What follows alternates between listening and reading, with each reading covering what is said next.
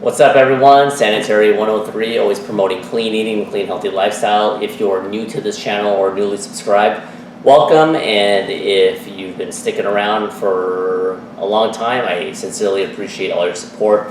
I'm not sure if you can hear the vents, but it's a little bit hot, so I have to put the AC on. There's nothing I can do at this point. So anyway, today's video, I wanted to compare two products and tell you which one is healthier. And before I go into that, I want you guys to tell me in the comment section which one do you think is healthier.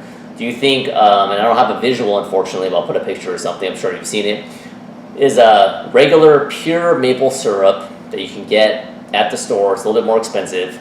It's pure maple syrup, somewhere right here in the picture, from the actual tree sap. Is that a better option? Is that healthier?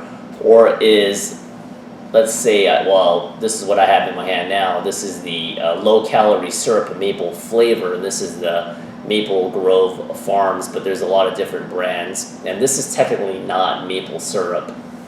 So which one is better for you? Which one is healthier for you? And what's my overall opinion? And now, like I said, put your reasons in the comment section before I proceed. I would want to hear what you guys and gals think. It may seem pretty straightforward, but there's some underlying things I wanted to talk about. So anyway, before I go into it, like I said, maple syrup from the tree just comes from the tree straight up. And if you look on the ingredients at any store of a maple syrup brand, it'll just say pure maple syrup. That's wonderful. This thing though, for example, let me list it or talk about the ingredients real quick. It has, you're not gonna, some of these ingredients are going to sound like it came from a chemical lab, because it probably did from a food scientist. The ingredients: water, sorbitol, cellulose gum, natural and artificial flavors, no surprise, salt, caramel color, look at the color, sodium benzoate, and potassium sorbate. I'm not going to waste my time trying to pronounce this perfectly. I'm not a linguist and I don't care to be, but you get the picture.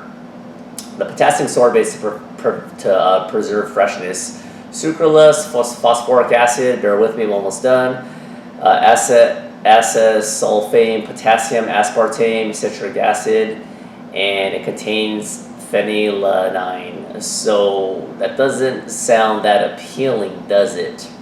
So which one is healthier for you? Which one is better? The pure maple syrup or the artificial syrup? From a strictly quality standpoint, you always hear that saying, right? Quality over quantity. It's a no-brainer. The pure maple syrup is better for you. Why? Because it hasn't came from a chemical lab. And this channel is all about promoting clean eating and a clean, healthy lifestyle. Trying your best at least to eat as wholesome and organic if you can, but just real basic stuff, you know, rice, beans, corn, fruits and vegetables, stuff like that. If you deviate a little bit, that's fine. No one's perfect. I'm not an extremist. So from a strictly quality standpoint, like I said, the pure maple syrup is 100% above and beyond this. So why do I have this? And I do admit I do use this from time to time when I make my protein waffles and protein pancakes. I'll put a recipe to that video if you want to check it out if you're new to this channel at the end of this video and or in the description box. That's a mouthful. So why do I have this? Well, I'm just being honest with you. I do use this from time to time, not always. But the reason why, and one distinct advantage that this has over the pure maple syrup, is strictly from a caloric standpoint, from a macro standpoint. So macronutrients are your calories, your proteins, carbs, and fats. And this in general, it has less carbohydrates / sugars and less calories. Basically, 1 tablespoon of, and this is a tablespoon, it's not that much, you can see right there. A lot of people overshoot, you know, this is not that much. You fill that up, that's 1 tablespoon. 1 tablespoon of pure maple syrup, is about 50 calories, 50 to 55 calories. This, in order to get, to make up 50 calories, you can have 4 tablespoons of this. Now, maybe you're not going to have 4 tablespoons, but just to put it in perspective, you can have 4 times the amount of syrup from the artificial compared to the pure maple syrup. And that would probably defeat the purpose, but the reason why they have this brand is so that you save some calories and you have less than a tablespoon and you have a fraction of the calories. So this has basically 1/4 the fraction of the calories compared to pure maple syrup. That is the main distinct advantage. Outside of that, not much advantage.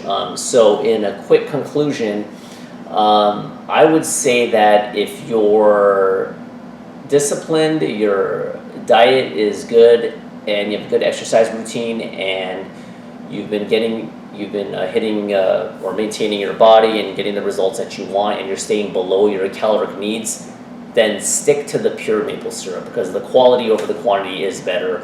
However, if you're on a low calorie diet or whatever diet you choose, and those calories add up, and if you start just dousing your pancake, a small little protein pancake that seems innocent, you start dousing that pure maple syrup over, it starts adding up, right? Boom, that's 50 calories, here's another 50, here's another 50. That couple of 100 calorie protein pancake might turn into a 600-700 calorie monster that you don't even know about. So if you're worried about that, then this could be a substitute. I wouldn't use this all the time, but like I said, I'm not a food extremist. It's all about moderation and key. Or the other thing you could do if you have to is you could do maybe a combo. You could do a little bit of pure maple syrup and then a little bit of this.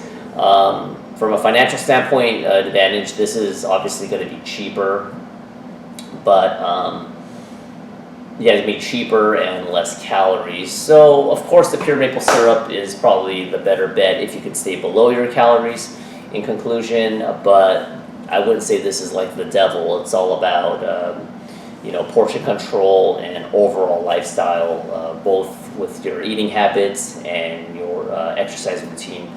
So hopefully that wraps it up. Thank you for watching another installment of Which is Healthier. I did do a few other videos back in the past. I think I've done like ketchup versus salsa and some other ones. So if you like this series, let me know, and I can compare some other things food-wise and exercise equipment and whatnot. So that's my time. Thanks for watching. Comments and questions are always welcome. Thank you for all your support. I will catch you in the next one. Bye.